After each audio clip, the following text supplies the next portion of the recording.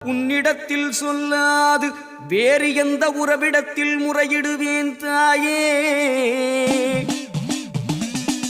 எந்தன் அன்னை அவள் நீ இருக்க உலகில் மற்ற அந்நியரை கெஞ்சிடுதல் முறையோ?